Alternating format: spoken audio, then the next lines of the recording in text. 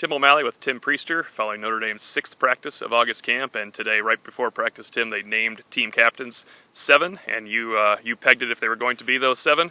4 on defense, 3 on offense. It's Khalid Kareem and Julian Okwara defensive end, Alohi Gilman and Jalen Elliott safeties, Chris Fink, Ian Book, and Robert Hainsey. Yeah, no surprises. I mean, I didn't know that they'd necessarily go to 7, Right. which is a Notre Dame record, breaking the record of 6 from a couple years ago, but they are the right choices. The only one, maybe you could argue for Troy Pride, but then that would be 5 on defense and 3 on offense. So I think it works out well. Is it too many? I don't think so. I mean, I think it clearly is a reflection of the leadership on this team. Those are 7 guys that are worthy to be captains, and they're captains. And I thought Brian Kelly offered a good example about why it's 7. He kind of said, well, I've set down this model. He said that they feel more comfortable in a group, kind of addressing, maybe addressing him, maybe addressing their coaches.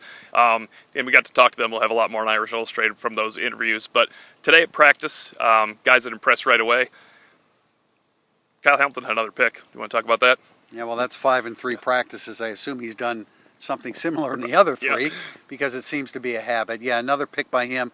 Other picks by Owusu Koromoa, a tremendous play on a slant. It was a red zone, a slant to Fink. It was thrown by Ian Book, and he jumped it. It was probably a pass that shouldn't have been thrown, but it was a great play by Owusu Koromoa in addition to Hamilton.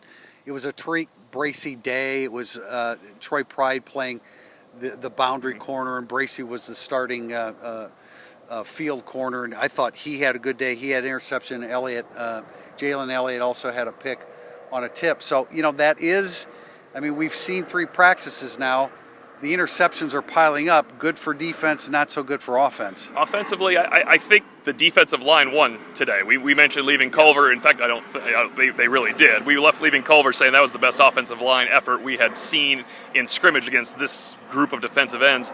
Today, I thought the defensive line really won the day. There was a lot of pressure. That wasn't necessarily the cause of all the picks, but it was just a very physical practice. Even when there were sessions where they weren't tackling to the ground, I thought the defensive line just kind of took over the line of scrimmage, and I don't think that's a bad thing. I think there should be days where both units win. Right from the very beginning, they go to 11 on 11 in different segments of the practice, and the first one immediately, the defensive line established itself as the dominant group today. Jacob Lacey did some positive things. Some interesting mixing and matching with defensive ends, slipping defensive ends on the inside. Dalen Hayes, which we've seen the past couple years. At linebacker, Drew White, it was a Drew White day, too, I guess, so to speak. I asked Brian Kelly about Asmar Bilal. Is he really the starter at both the Buck and Mike linebacker position? He kind of backed away from that. But really what we've seen is that when Drew White is playing Mike, Bilal moves over to the Buck. And when Jack Lamb is in at Buck, then Bilal moves to the Mike. So I think Bilal is really starting to establish himself. Drew White's up to 230 now. As I got down on the field and got near him, you could see he's a much bigger player than he was. I like him. Jack Lamb is the guy definitely on third down, but I think on base downs, Drew White is carving out a niche for himself. A little bit of roster news. Brian Kelly did address Derek Allen leaving the program. He said he's just looking for a better fit and wishes him the best. And then Cole Kmet's injury report. Surgery, screws put in, and between 4 to 10 weeks, which is a very large time frame.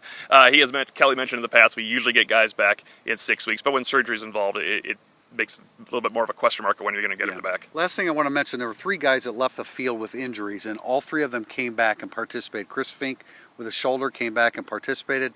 Braden Lindsay with a thumb or a hand came back and made a play popped right out away. Because he yelled in front of us. It popped out.